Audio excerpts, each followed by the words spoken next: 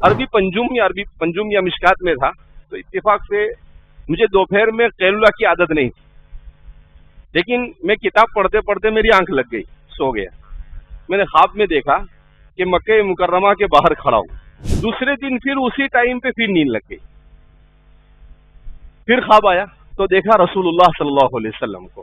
مولانا تقی عثمانی صاحب عالم ہے نا، مفتی بھی ہے نا، اور وہ پاکستان کے کیا رہے ہیں، چیف جسٹس۔ مولانا حذیفہ وستانوی صاحب کے بیانات کے لیے حذیفہ وستانوی آفیشیل کو سبسکرائب کریں۔ انسانیت جہنم کی طرف بھاگ رہی ہے۔ حضور نے ایک مرتبہ صحابہ کو سمجھایا کہ میری اور تمہاری مثال ایسی ہی ہے جیسے دیا جل رہا ہے اور پروانے اس پر آ کر کیا کر رہے ہیں، گر رہے ہیں۔ بھائی جب دیا جلتا ہے، آپ نے تو وہ بھی دیکھا نہیں ہے، ہم لوگوں نے دیکھا وہ سب، کہ لائٹ گئی تو کیا فوراً لگا دیتے تھے، موم بتی جلا دیتے تھے یا پھر دیا جلا دیتے تھے۔ جب وہ موم بتی آپ جلاؤ تو اس کے آزو بازو میں فوراً پروانے، ارے پروانے سمجھتا ہے نا، یعنی کیڑے مکوڑے آ کر چکر لگانا کیا کر دیتے ہیں۔ اب بہت سارے اس کے اندر گر کر کیا ہو جاتے ہیں، مر جاتے ہیں۔ تو حضور نے فرمایا کہ میری مثال ایسی ہے کہ لوگ اس میں گر کر مرنے کی، پروانے کی طرح مرنے کی کوشش کر رہے ہیں، اور میں ان کو جہنم سے ہٹا رہا ہوں، میں ان کو جہنم سے کیا کر رہا ہوں، ہٹا رہا ہوں کہ بھائی اندر مت گرو، اندر مت مرو، یہ بڑی خطرناک جگہ ہے، یہاں پر جانے کے بعد آدمی واپس دوبارہ آتا نہیں ہے۔ تو اس لیے لوگوں کو، جہنم کی طرف جانے والے لوگوں کو اس سے بچا کر باہر لانا، یہ ذمہ داری کس کی ہے؟ العلماء ورثۃ الانبیاء۔ حضرت امام شافعی کے استاد اور امام ابو حنیفہ کے شاگرد وکیع ابن الجراح، ان کے حالات میں لکھا ہے، ہم لوگ کہتے ہیں نا کہ لوگ دین سے دور ہو گئے، تو لوگ دین سے دور ہوئے، اس کا ذمہ دار کون؟ ہم کیا کہتے ہیں کہ یہ لوگ ہی ذمہ دار ہیں، لوگ دین نہیں سیکھ رہے ہیں، وہ بھی ذمہ دار ہے اور ہم علماء بھی ذمہ دار ہیں۔ کیوں؟ اس لیے کہ وکیع ابن الجراح کے حالات میں لکھا ہے کہ وکیع ابن الجراح صبح میں تہجد کے وقت اٹھ جاتے تھے، اپنی تہجد پڑھتے، قرآن کی تلاوت کرتے، فجر کی نماز کے بعد ان کی مجلس ہوتی تھی مسجد کے اندر میں، جہاں پر وہ درس فقہ دیتے تھے، ظہر سے پہلے تک پڑھاتے تھے۔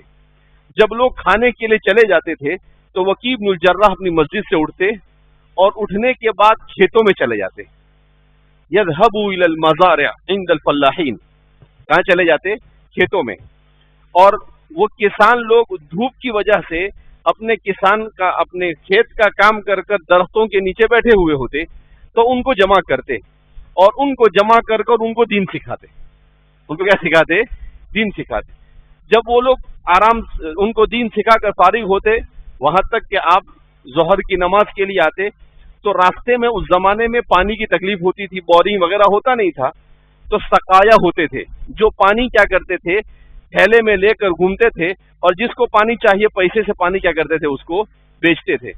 تو وہ سقایا بیٹھتے تھے ایک جگہ پر، تو ان کے پاس جاتے، ان کو دین سکھاتے، پھر ظہر کی نماز پڑھتے، اور ظہر سے لے کر عصر تک آپ کا درس حدیث ہوتا، پھر عصر کے بعد آپ نکلتے اور نکل کر بازار میں جاتے اور تاجروں کو جمع کرتے اور تاجروں کو دین سکھاتے۔ تو فرماتے ہیں کہ پورا دن اس طریقے سے لوگوں کو دین سکھانے میں گزارتے تھے۔ تو اس زمانے کے علماء اتنی محنت کرتے تھے کہ وہ یہ نہیں سوچتے تھے کہ لوگ میرے پاس آئیں گے تو میں دین سکھاؤں گا، نہیں، کوئی آئے یا نہ آئے، میں اس کے پاس جا کر اس کو دین سکھاؤں گا۔ ان فکروں کی وجہ سے اس زمانے میں لوگ کیا ہوتے تھے، دین سے قریب ہوتے تھے، دین کا علم ان کو اپنے گھر پر بیٹھے بیٹھے کیا ہو جاتا تھا، مل جاتا تھا۔ تو ایسی فکر ہمارے اندر بھی ہونی چاہیے۔ ہم لوگ تو آرام اور اس کے عادی ہو گئے، تو ہمارے علماء اور جہاں پر قائد سو گیا، ذمہ دار جس کے اوپر پوری امت کا مدار ہے وہی سو گیا، تو ظاہر سی بات ہے کہ امت کے اندر میں دین زندہ رہ سکتا نہیں ہے۔ امام محمد ابن الحسن یہ رات میں جاگتے تھے، کتاب پڑھتے تھے، لکھتے تھے، تو ان کی اہلیہ نے کہا کہ بھائی کچھ دھندا وندہ ہے کہ نہیں لکھنے پڑھنے کے علاوہ، کبھی سو بھی جایا کر۔ تو امام محمد ابن الحسن نے کہا کہ یہ پورا شہر کوفہ جو ہے وہ سو گیا ہے، تجھے معلوم ہے وہ کیوں سویا ہے؟ وہ اس لیے سویا ہے کہ اس نے یہ سوچا ہے کہ صبح میں مسئلے کی ضرورت پیش آئے گی تو محمد سے جا کر کیا کر لیں گے، پوچھ لیں گے. اگر میں بھی سو گیا تو صبح میں مسئلہ تو بتائے گی جا کے ان کو، صبح میں مسئلہ کون بتائے گا ان کو، اس لیے تو سو جا، مجھے میرا کام کرنے دے.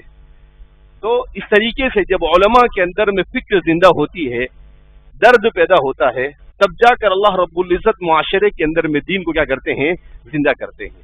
تو یہ جو کوششیں ہو رہی ہے یہ اسی لیے ہو رہی ہے. مولانا تقی عثمانی صاحب عالم ہے نا، مفتی بھی ہے نا، اور وہ پاکستان کے کیا رہے ہیں، چیف جسٹس. کیا رہے ہیں؟ Chief justice. جسٹس ایک ہوتا ہے جسٹس یعنی صرف جج نارمل، اور چیف جسٹس کا مطلب تمام ججوں کا ہیڈ، جس کو ہماری زبان میں کہتے ہیں قاضی القضات. کیا کہتے ہیں اس کو؟ امام ابو یوسف اسلامی تاریخ کے سب سے پہلے قاضی القضات تھے.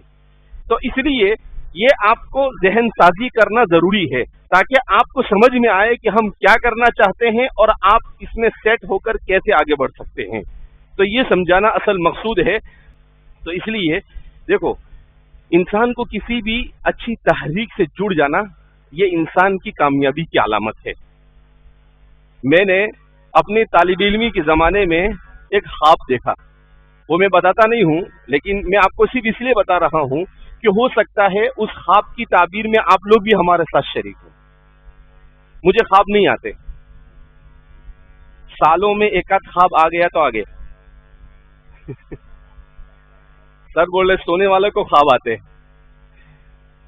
تو میں نے ہمارے ایک دوست وہ عالم بھی ہے اور ڈاکٹر بھی ہے، تو میں نے ان سے کہا کہ یار خواب ہی نہیں آتے کبھی. تو بولے خواب نہیں آنا یہ اچھی علامت ہے. میں نے کہا لو یہ ابھی نئی مصیبت. میں بول رہا ہوں خواب نہیں آ رہے، تو بولے خواب نہیں آنا اچھی علامت. بولا کیوں؟ تو بولے خواب جو لوگ کام کرتے رہتے ہیں اور سوچتے کم ہیں کام زیادہ کرتے ہیں ان کو خواب نہیں آتے، اور جو خالی سوچتے رہتے کام کچھ نہیں کرتے ان کو خواب ہی آتے رہتے. جو کچھ کام کرتے نہیں اور خالی کیا کرتے رہتے ہیں، بیٹے بیٹے پلان بناتے رہتے ہیں، شیخ چلی کی جیسا. تو ان لوگوں کو بولے ان کو خالی خواب ہی آتے ہیں، ان کو کچھ ہوتا نہیں. اور اب مجھے کبھی خواب نہ ہے. عربی پنجم یا مشکات میں تھا، تو اتفاق سے مجھے دوپہر میں قیلولہ کی عادت نہیں تھی، لیکن میں کتاب پڑھتے پڑھتے میری آنکھ لگ گئی، سو گیا. میں نے خواب میں دیکھا کہ مکہ مکرمہ کے باہر کھڑا ہوں اور میرے بازو میں کوئی عرب کھڑے ہیں. میں ان سے پوچھتا ہوں، سامنے حضرت مصعب بن عمیر اونٹ پر سوار ہو رہا ہے. کون؟ حضرت مصعب بن عمیر پہچانتے ہیں نا، اول داع للاسلام، اسلام کے سب سے پہلے داعی، جن کو رسول اللہ صلی اللہ علیہ وسلم نے کہاں بھیجا تھا؟ مدینہ بھیجا تھا، اور انہی کی برکت سے پورا مدینہ اسلام میں کیا ہوا؟ داخل ہوا. تو میں نے کہا کہ هل انت تعرف من هذا؟ تو وہ کہتا ہے کہ لا عارف، مجھے نہیں پتا کون ہے. تو میں نے کہا هذا مصعب بن عمیر، یہ حضرت مصعب بن عمیر ہے.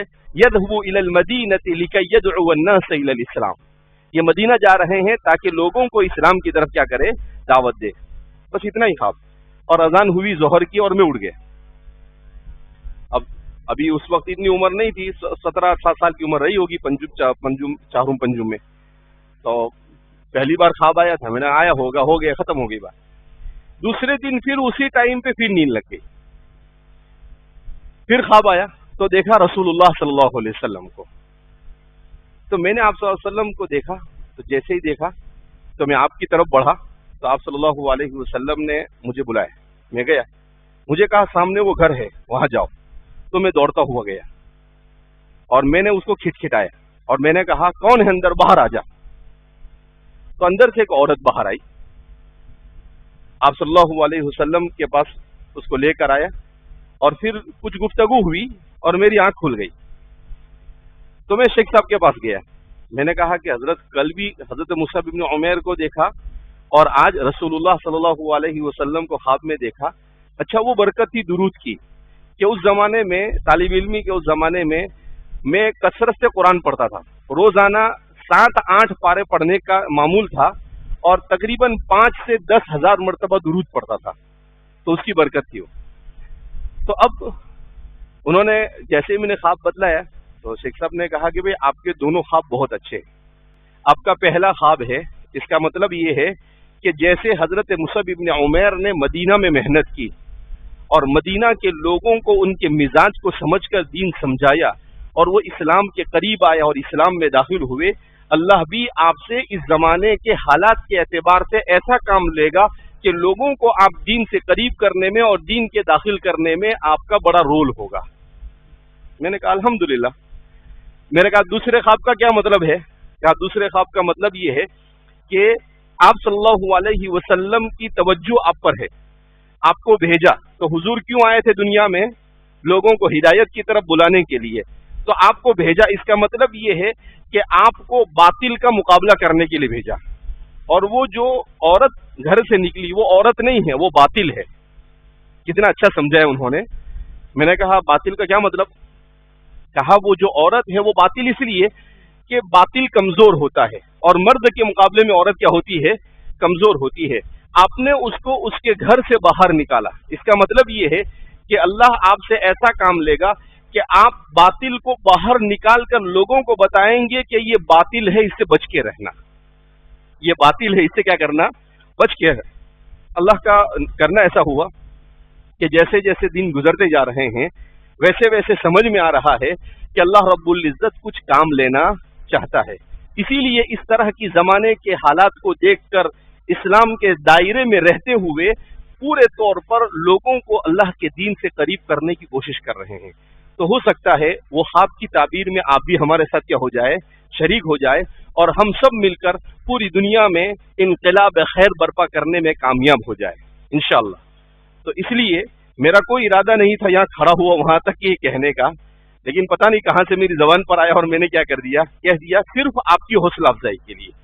میں آپ کو یہ نہیں بتانا چاہتا ہوں کہ میں نے خواب، اس کے بعد میرے کو خواب آج تک ابھی آئے بھی نہیں کبھی، اور خواب آتے بھی نہیں ہیں۔ تو بہرحال کہنے کا مطلب یہ ہے کہ یہ ساری محنتیں کی جا رہی ہے، صرف اس کا مقصد کیا ہے؟ لِتَكُونَ كَلِمَةُ اللَّهِ هِيَ الْعُلْيَا، تاکہ اسلام کو سربلند کیا جائے، ابتغاء مرضات اللہ، اور ہم سب اللہ کی رضامندی کو حاصل کرنے میں کیا ہو جائے؟ کامیاب ہو جائے۔ اور قرآن نے کہا فَمَنْ زُحْزِحَ عَنِ النَّارِ وَأُدْخِلَ الْجَنَّةَ فَقَدْ فَازَ، اور جو ہمیشہ ہمیشہ کی کامیابی ہے ہم سب کو حاصل ہو جائے۔